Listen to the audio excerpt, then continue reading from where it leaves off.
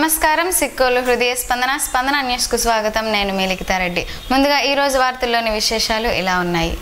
అరసవిల్లి దరిలో గల శ్రీ రమ్య తిరుమల ఆలయంలో శనివారం సందర్భంగా స్వామివారికి ఆలయ ప్రధాన అర్చకులు కరిరంగనాథ వేణుమాధవాచార్యులు ప్రత్యేక పూజలు నిర్వహించారు.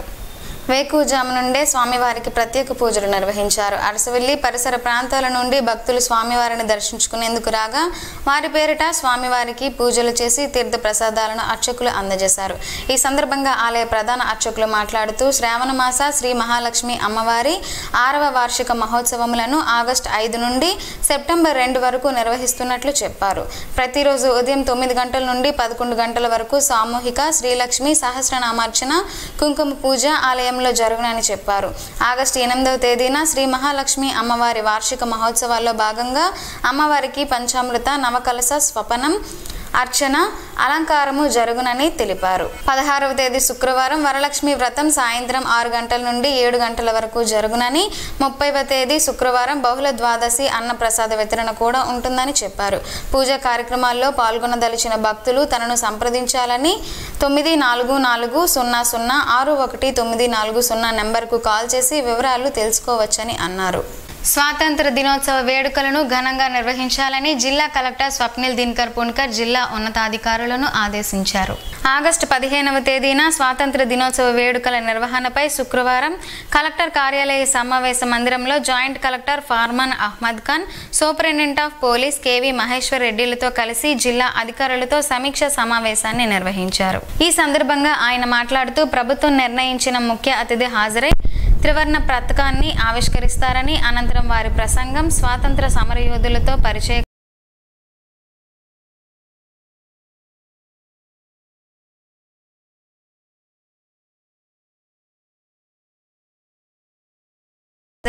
త్రివర్ణ పతాకాన్ని ఆవిష్కరిస్తారని, అనంతరం వారి ప్రసంగం స్వాతంత్ర సమరయోధులతో పరిచయ కార్యక్రమం, మాక్ డ్రిల్, సాంస్కృతిక కార్యక్రమాలు, ప్రశంసా పత్రాల పంపిణీ తదితర కార్యక్రమాలు ఉంటాయని అన్నారు.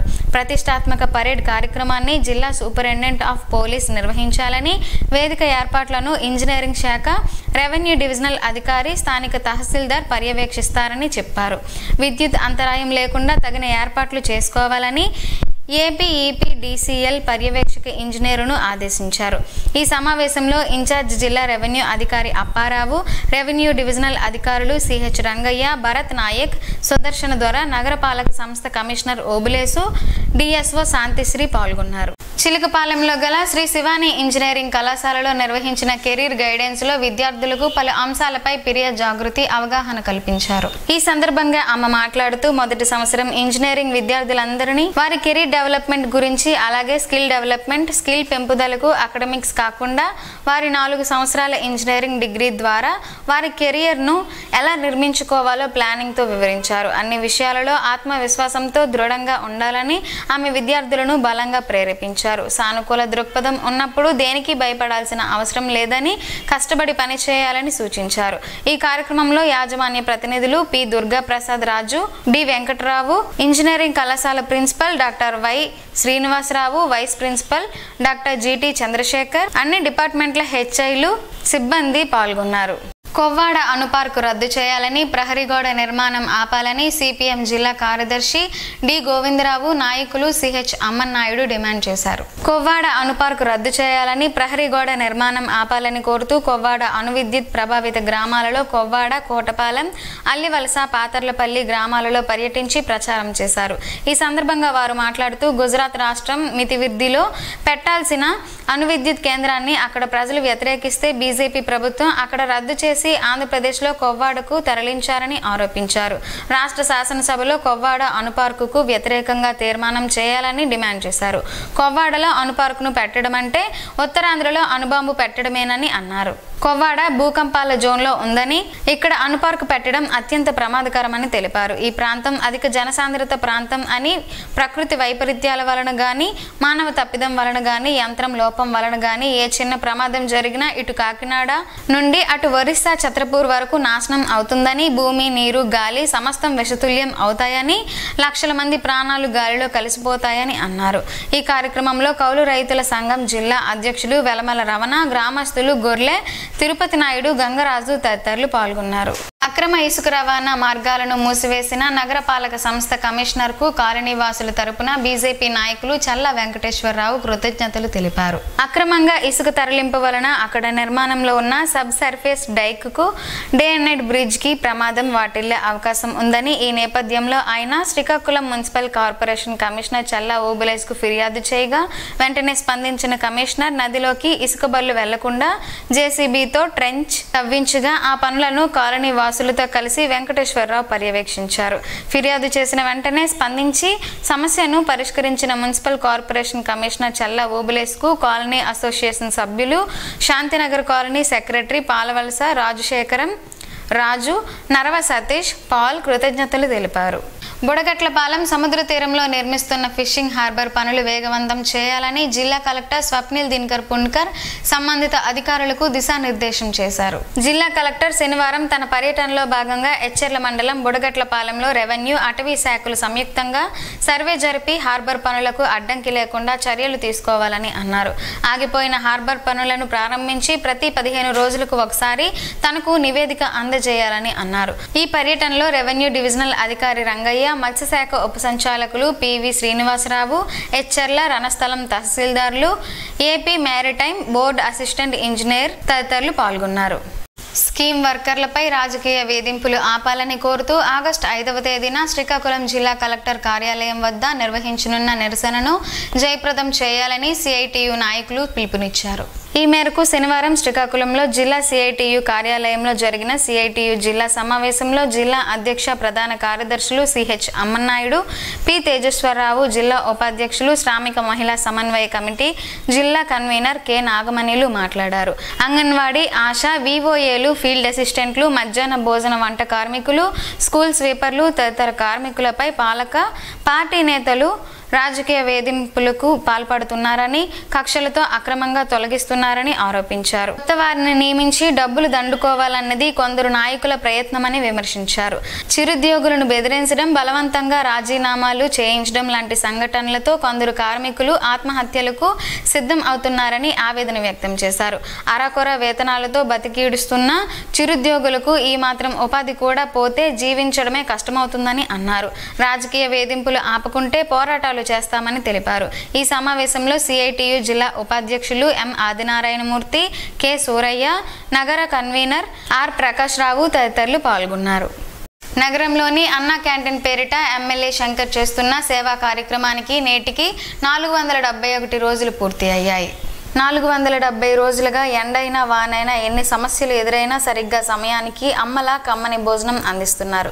నగరంలోని 7 రోడ్ల కోడలి, పాత బస్టాండ్ ప్రాంతాల్లో ప్రతినిత్యం అనాథులు, అభాగ్యులు, అన్నార్థులు ఆకలి తీరుస్తున్నారు. ప్రభుత్వ అన్నా క్యాంటీన్ పునఃప్రారంభం అయ్యేంత వరకు అన్నా క్యాంటీన్ నిర్వహిస్తూ పేదలకు, అనాథలకు, అన్నార్థులకు ఉచితంగా భోజనాలు అందిస్తానని ఇచ్చిన హామీకి కట్టుబడి అన్నా క్యాంటీన్లను నిర్వహిస్తున్నారు.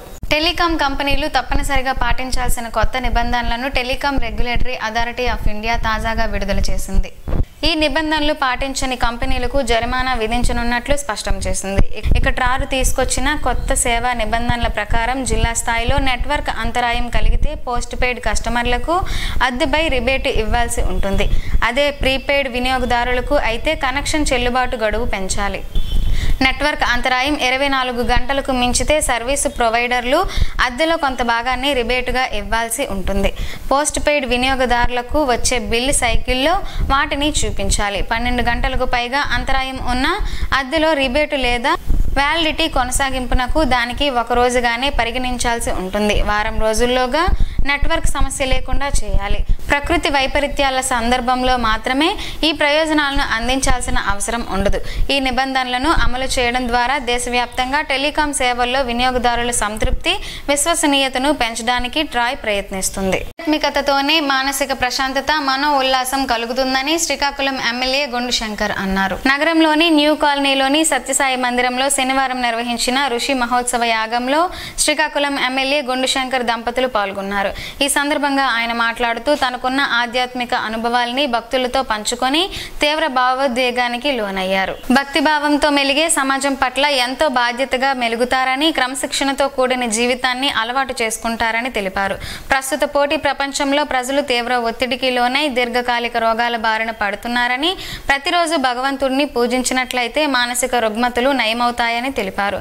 తనకు చిన్ననాటి నుండే భగవంతుని పట్ల అపార నమ్మకం ఉందని, ఆర్ట్ ఆఫ్ లివింగ్ లో చేరిన తర్వాత తనలో ఆధ్యాత్మిక భావన మరింత ఎక్కువైందని చెప్పారు. ఈ సందర్భంగా సత్యసాయి మందిరంలో నిర్వహిస్తున్న నిత్యాన్నపూర్ణ సేవని సందర్శించి కొనియాడారు. ప్రతిరోజు వందలాది మందికి అన్నదానం చేయడం అభినందించదగ్గ విషయమని అన్నారు. ఈ కార్యక్రమంలో సత్యసాయి భక్తులు, మందిర కమిటీ సభ్యులు తదితరులు పాల్గొన్నారు. శ్రీకాకుళం జిల్లా బీజేపీ చేనేత సెల్ కన్వీనర్ గా అల్లక పైడిరాజును నియమిస్తూ బీజేపీ శ్రీకాకుళం జిల్లా అధ్యక్షుడు బిర్లంగి ఉమామహేశ్వరరావు నియామక పత్రాలను ఈ రోజు అందజేశారు. ఈ సందర్భంగా చేనేత సెల్ జిల్లా కన్వీనర్ అల్లక పైడిరాజు మాట్లాడుతూ, చేనేత కార్మికుల ప్రయోజనాల కోసం శక్తి వంచన లేకుండా కృషి చేస్తానని, నరేంద్ర మోడీ ప్రభుత్వం చేనేత కార్మికులకు అండగా నిలుస్తుందని కొనియాడారు. అలాగే ఈ నెల 7వ తేదీన జాతీయ చేనేత దినోత్సవం సందర్భంగా పొందూరులో చేనేత కార్మికులతో ర్యాలీ తీయడం జరుగుతుందని, ఖాదీ వస్త్రాలు బీజేపీ క్యాడర్ జిల్లా వ్యాప్తంగా కొనుగోలు ప్రోత్సహించే కార్యక్రమాలు చేపడతారని వెల్లడించారు. సుప్రీంకోర్టు తీర్పు వలన ఎస్సీ ఎస్టీ కులాల్లో ఉన్న వారందరూ బలపడతారే తప్ప బలహీన పడరు అని ఆంధ్రప్రదేశ్ టీడీపీ ఎస్సీ సెల్ ప్రధాన కార్యదర్శి ఎస్వి రమణ మాదిగ తెలిపారు. ఈ మేరకు శనివారం ఆయన ఒక ప్రకటన విడుదల చేశారు. ఎస్సీల్లో ఉన్న విద్య, ఉద్యోగ, ఉపాధి, రాజకీయాల్లో ఉన్న అసమానతలను సరిచేయడానికి, ఎస్సీల్లో ఉన్న వారందరికీ సమాన అవకాశాలు, వారి జనాభా నిష్పత్తిలో వర్గీకరణ ఉండాలని ఏకైక లక్ష్యంతో మాదిగ రిజర్వేషన్ పోరాట సమితి పేరిట మంద కృష్ణ మాదిగ నాయకత్వంలో 30 సంవత్సరాలుగా ఉద్యమం కొనసాగిందని అన్నారు. భారతదేశంలో ప్రజాస్వామ్యంలో ఇంత సుదీర్ఘమైన శాంతియుత పోరాటం ఎక్కడా జరగలేదని అన్నారు. సుప్రీంకోర్టు తీర్పును తాను స్వాగతిస్తున్నట్లు రమణ మాదిగ తెలిపారు. ఈ తీర్పు వలన ఎస్సీ ఎస్టీ వర్గాల వారికి సుదీర్ఘమైన ప్రయోజనాలు రాబోయే రోజులలో కలుగుతాయి అని ఆశిస్తూ ఇందుకు సహకరించిన ప్రతి ఒక్కరికి పేరు పేరున కృతజ్ఞత అభినందనలు తెలిపారు. అక్రమ మద్యం రవాణాను జిల్లాలో పూర్తి స్థాయిలో అరికట్టాలని శ్రీకాకుళం జిల్లా ఎస్పీ కేవి మహేశ్వర్ రెడ్డి ఆదేశాలతో స్పెషల్ ఎన్ఫోర్స్మెంట్ బ్యూరో అదనపు ఎస్పీ డి గంగాధరం సూచనలతో డిస్ట్రిక్ట్ టాస్క్ ఫోర్స్ పోలీసులు, ఎస్ఈబి పలాస స్టేషన్ పోలీసులు సంయుక్తంగా పలాసలో రైల్వే స్టేషన్ దగ్గరలో గల 3 రోడ్ల కూడలిలో వాహన తనిఖీలు నిర్వహించారు. ఈ క్రమంలో ట్రైన్లో మద్యం అక్రమ రవాణా చేసే వారిని గుర్తించి అదుపులోకి తీసుకున్నారు. వారి దగ్గర నుండి సుమారు 604 విస్కీ టెట్రా ప్యాకెట్స్ అనగా సుమారు 67.32 లీటర్లు 33,580 రూపాయలు విలువ చేసే మద్యంను స్వాధీనపరుచుకొని వారిపై కేసు నమోదు చేసి తదుపరి చర్యలు చేపట్టారు. వీరు ఈ మద్యాన్ని కర్ణాటక రాష్ట్రం బెంగళూరు సిటీ గొల్లారెడ్డి ఏరియా నుండి మందసాకు రవాణా చేస్తున్నారు. వారి దగ్గర నుండి స్వాధీనపరుచుకొని 2 వ్యక్తులను అదుపులోకి తీసుకున్నారు. నాటుసారా జిల్లాలో పూర్తి స్థాయిలో అరికట్టాలని ఎస్పీ ఆదేశాల మేరకు జిల్లాలో సోంపేట స్పెషల్ ఎన్ఫోర్స్మెంట్ బ్యూరో పోలీసులు, ఇంటెలిజెన్స్ పోలీసులు కలిసి మందస మండలంలో గల డొలకే గ్రామంలో గల కొండ ప్రాంతంలో నాటుసారా తయారీ స్థావరాలపై చేసిన దాడులలో భాగంగా నాటుసారా తయారీకి ఉపయోగించే 1500 లీటర్లు బెల్లపు ఊటను నిర్వీర్యం చేశారు.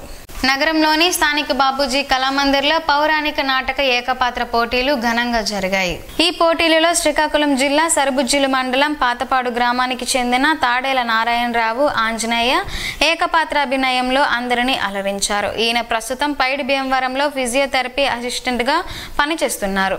ఈ సందర్భంగా పిఎంపి అధ్యక్షులు వండాన సింహన్న నేతృత్వంలో తాడేల నారాయణరావుని సన్మానించారు. ఈ కార్యక్రమంలో జిల్లా సెక్రటరీ నక్క లక్ష్మీనారాయణ, జాయింట్ సెక్రటరీ చిన్నాల రాము, సీనియర్ మెంబర్ డోల వాసు తదితరులు ఉన్నారు. అగ్నివీర్ వాయు ఉద్యోగాలపై యువత అవగాహన పెంచుకోవాలని ఎయిర్ ఫోర్స్ రిక్రూటింగ్ అధికారులు ప్రసాదరావు తెలిపారు. ఈ మేరకు శనివారం స్థానిక గాయత్రి కళాశాలలో నిర్వహించిన అవగాహన సదస్సులో ఎయిర్ ఫోర్స్ రిక్రూటింగ్ అధికారులు మాట్లాడారు. 17 సంవత్సరాల 6 నెలల నుండి 21 సంవత్సరాల లోపు యువతీ యువకులు అగ్నివీర్ పథకంలో భాగంగా అగ్నివీర్ వాయుసేనలో జాయిన్ అయ్యే వారి కోసం recruiting staff corporal N Sandeep, Devakant Mishra, defence civilian Narsing Yadav Srikakulam విచ్చేశారని తెలిపారు. వారి ఆధ్వర్యాన అన్ని విద్యా సంస్థల్లో అవగాహన కార్యక్రమాలను నిర్వహిస్తున్నట్లు తెలిపారు. ఈ కార్యక్రమంలో సెట్స్ట్రీ సీఈఓ ప్రసాదరావు, కళాశాల ప్రిన్సిపల్ ఎన్సీసీ అధికారి పోలినాయుడు, జిల్లా ఉపాధి కల్పన అధికారి K Sudha, tourism officer Narayanarao, NYK youth coordinator Ujwal తదితరులు ఉన్నారు. ఉలవల్లో పలు ఆరోగ్య ప్రయోజనాలు ఉన్నాయని ఆరోగ్య నిపుణులు చెబుతున్నారు. ఆ వివరాలేంటో ఈ రోజు ప్రసారమయ్యే ఆరోగ్యమే మహాభాగ్యంలో తెలుసుకుందాం.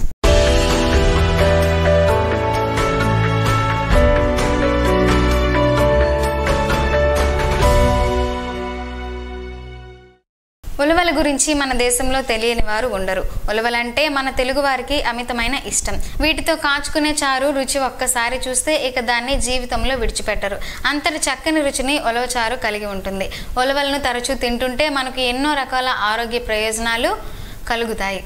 మన శరీరానికి పోషకాలు అందుతాయి. ఉలవలతో కలిగే లాభాలను గురించి ఇప్పుడు తెలుసుకుందాం.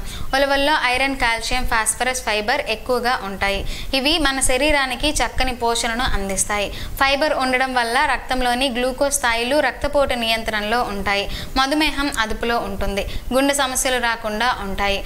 రక్త సరఫరా మెరుగుపడుతుంది. ఉలవలను కషాయం రూపంలో తీసుకుంటే మలబద్ధకం పోతుంది, కఫం బయటకు వెళ్ళిపోతుందని, స్త్రీలకు ఋతు సమయంలో కలిగే సమస్యల నుండి ఉపశమనం లభిస్తుందని, ఎక్కిళ్ళు తగ్గుతాయి అని ఆరోగ్య నిపుణులు అంటున్నారు. నేత్ర సమస్యలు పోయి దృష్టి మెరుగుపడుతుందంట. ఉలవలను రెగ్యులర్గా తింటుంటే శరీరంలో ఉన్న కొవ్వు కరిగి అధిక బరువు తగ్గుతారు. ఉలవ కట్టును ప్రతిరోజు ఉదయం పూట ఖాళీ కడుపుతో చిటికెడు ఉప్పు కలిపి తీసుకుంటే క్రమంగా సన్నబడతారు. ఉలవలను కొత్త బియ్యాన్ని సమంగా తీసుకొని జావ మాదిరిగా తయారు చేయాలి. దీనిని పాలతో కలిపి కొన్ని వారాల పాటు క్రమం తప్పకుండా తీసుకుంటే లైంగిక శక్తి, శృంగారానురక్తి పెరుగుతాయి. ఉలవల్లో ప్రోటీన్లు సమృద్ధిగా ఉండడం వలన ఎదిగే పిల్లలకు ఎంతగానో ఉపయోగపడతాయి. వారి శరీర నిర్మాణానికి పనికొస్తాయి. ఆకలిని పెంచే గుణాలు ఉలవల్లో ఉంటాయి. మూత్రపిండాలు, మూత్రాశయంలో ఏర్పడే రాళ్ళు కరిగిపోతాయి. మలమూత్ర విసర్జనలు సాఫీగా అవుతాయి. మూత్రాశయంలో తయారయ్యే రాళ్లను కరిగించి కిడ్నీల పనితీరును మెరుగుపరుస్తాయి. తరచూ ఎక్కిళ్ళ సమస్యతో బాధపడుతున్న వారికి ఉలవలను తీసుకోవడం వల్ల ఉపశమనం లభిస్తుందని ఆరోగ్య నిపుణులు చెబుతున్నారు.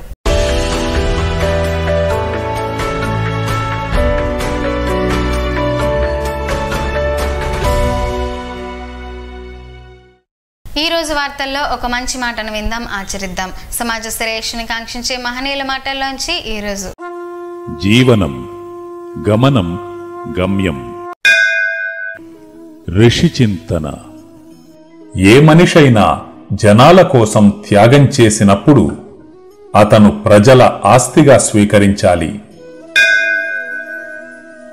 నీవు ఇతరులతో సరిపోల్చుకుంటే అసమర్థత మొదలగుతుంది. నీవు పరమాత్మను ఒకరిని మాత్రమే విశ్వసిస్తే సమర్థత మొదలగుతుంది. ఓం శ్రీ గాయత్ర్యై నమః. స్పందన ప్రేక్షకుల కోసం స్పందన న్యూస్ ఇప్పుడు యూట్యూబ్లో అందుబాటులో ఉంచడమైంది. SDV స్పేస్ స్పందన అని టైప్ చేసి వీక్షకులు తమ అనుకూల సమయంలో న్యూస్ని వీక్షించగలరు.